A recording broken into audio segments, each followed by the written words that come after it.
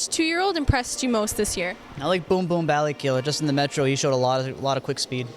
I thought that filly of Jim Campbell, I can't think of her name, the one of Jim Campbell's, I thought she had showed just unbelievable talent. Whether they can keep her reined in or not, she looks a little hot, but she was probably most advanced 2-year-old I saw over the competition, that's for sure. A trotting filly that I trained myself, Valencia Soul. The trotter, Father Patrick. I would have to go with Father Patrick. He to me, he looks like an aged horse out there, and he just looks head and shoulders above the rest of the 2-year-olds that I've seen this year.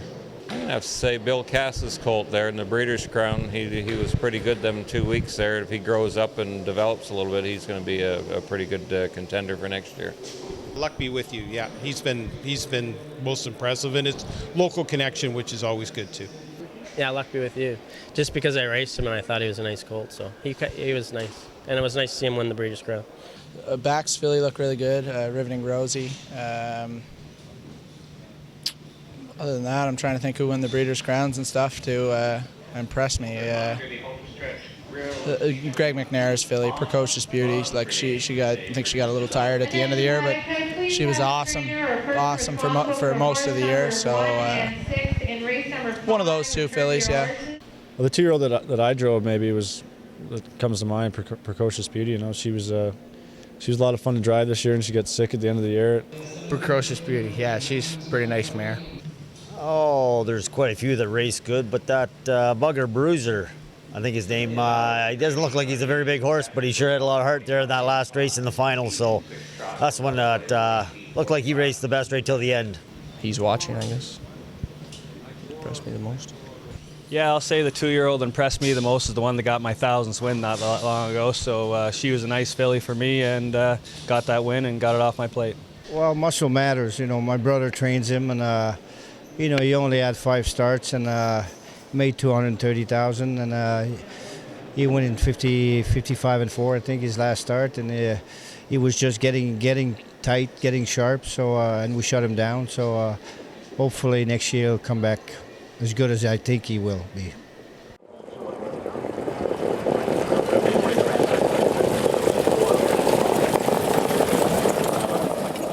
Which 3-year-old impressed you most this year? 3-year-old this year, I would say Be a Magician. You know, she never threw in a bad race. You know, the horses like Captain Treacherous were obviously fantastic. I love the Nightlife, but they got beat, and Be a Magician didn't. So to go undefeated at the top level in your division, I think, is always an amazing accomplishment. And she was a treat to watch, and appeared to be getting stronger as the season goes on. 3-year-old, Be a Magician. Yeah, she's awesome. Be a Magician, yeah, hands down. Absolutely, she was a freak. Probably the Be a Magician. I just thought she was something special. Be a Magician. I mean, I like Captain Treacherous. You know, those are great horses. But the way I've never seen a trotting filly. Like there's been good ones I've seen, like Poof She's Gone and other good 3-year-olds. But I mean, she just makes the girls look very mediocre, and they're not. Like she makes good horses look very average. So I'd love to see her race the boys. I'm sure she maybe will before at some point. But yeah, I'd probably Be a Magician. Well, I'd have to say Be a Magician again. Captain Treacherous, I guess, can't knock him on the pacing side, but Be a Magician, never getting beat. That's an accomplishment that can't be beat. It'd be close between Be a Magician and Captain Treacherous. You know, Captain Treacherous, he went hard every single race, and Be a Magician just made it look so easy. So it's close between those two. Be a Magician and Captain Treacherous, you know, in a dead heat. Oh, it's a tough one between Captain Treacherous and Be a Magician. I mean, I think because she was in a league of her own, she didn't get tested like he did. So would have kind of liked to see her go in the handboat, but anyway, that was my choice. But she looked like she could probably do if given the opportunity, but they never got her out of her comfort zone, and so it's hard to say what she would have done.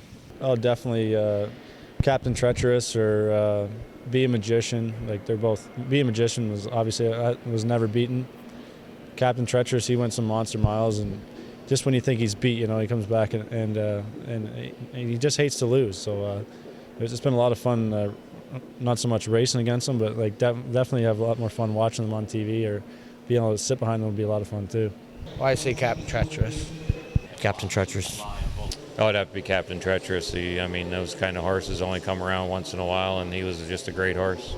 The captain, he's just, when you think he's beat, he just comes back on. It was just exciting to watch him all year. I'd have to say the captain again. He took a lot of top honors, and it took a lot of different horses to take runs at him and get him beat. So I'd say he's tough as anything out there. Well, everybody's going to say Captain Treacherous, which is a given. But the filly impressed me the most was She Be Stingin' going in 147 in Lexington. I thought that was unbelievable. Well, definitely Captain Treacherous, but close call with Vegas Vacation. Captain Treacherous or Be a Magician. I mean, I love the nightlife has been good too. I mean, you know, it'd be great for harness racing, a match race between them two. I think that would be good too. But Be a Magician, I mean, she's undefeated. She's done everything. So There's been a few. There's been three, obviously. Captain Treacherous, Be a Magician, and I Love the Nightlife. All three have risen above into their respective groups, and it's really hard to separate one from the other.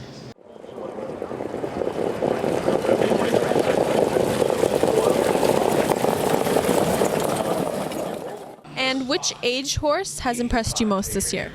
Pet Rock. Pet Rock. I drove him last year at the end of the end of his 3-year-old season, you know, and they were qualifying him this year, and I was told that I had a chance to come qualify him and maybe drive him his first couple starts, but we had a lot going on up here, and like it's tough for a 4-year-old against the aged horse, and he like it's tough to believe a 4-year-old can do what he did. He broke all sorts of track records, world records, and just a great horse to watch. Like definitely foil again too, but he's made one over $5 million this year. But I would say Pet Rock because I got to drive him. Foiled again was pretty, like it's just great to watch a horse like that race, and I would say Pet Rock, he was pretty impressive too. So it's pretty, I like watching all them, the great horses. But I'd say Foiled again or Pet Rock. Foiled again. He's just an iron horse. You know, you watch him race and you can't help but cheer for him. He just gives it his all every start, and he's fun to watch. Well, you gotta love Foiled again. He just doesn't go away. He's a great horse, and he shows up. You know, he finds his form when he needs it, and I think he's around 9 years old, and pretty hard not to like a horse like that. Foiled again, 9 years old. I mean, you know, most of them are done when they're 5, and he's gets better at this time of year, every year, right around November, and just amazing. Oh, Foiled again, for sure. He was, again, unbelievable. For his age to keep coming back the way he does and as strong in the trips that he goes, I'd say him for sure. Well, Foiled again, I mean, he just doesn't get, he don't get old, he just gets better with age. Well, there's so many, but that Foiled again horse, for the age of him, he just keeps knocking week in and week out, and he never stops. Well, Foiled again, you know, like he's 9 years old, and I don't think he had a bad week, you know, all year, and he went to every big race, and if they did beat him, they didn't beat him by much. Foiled again, it's incredible. Foiled again. I don't know about just this year, but I'd say Foiled again is probably one of the greatest horses ever. He just keeps coming back, and when you think he might be getting a little bit tired and had enough of the top horses, he bounces back and beats them again. So I'd say Foiled again. Foiled again. Every year it's always Foiled again. Oh, Foiled again. I'm a Foiled again believer. He's made the most money. That's where it counts, I think. Foiled again, of course. That'll be everybody's answer, I think. This is the best division I've seen in a long time. It was a lot of fun to watch horses like Foiled again come back, and then the new faces, Pet Rock, A Rock and Roll Dance, Thinking Out Loud had his turn briefly, so that was a lot of fun. I think the horse I was kind of rooting for a little bit was A Rock and Roll Dance. He was flying under the radar early in the year, and then he hit his best stride, and he put together a nice little streak in mid-season. So I'll say he was kind of the pleasant surprise in the division for me this year. All of them. Like when you watch those aged pacers, it gives you goosebumps watching them every time they race. Like there's literally 8 or 10 that could win on any given night. Like they're just so good. Foiled again, Needy, like all of those horses. they're all amazing. Even the age trotters like Market Share and Mr. Herbie, like that. It's been a great year for aged horses, probably the best I can recall.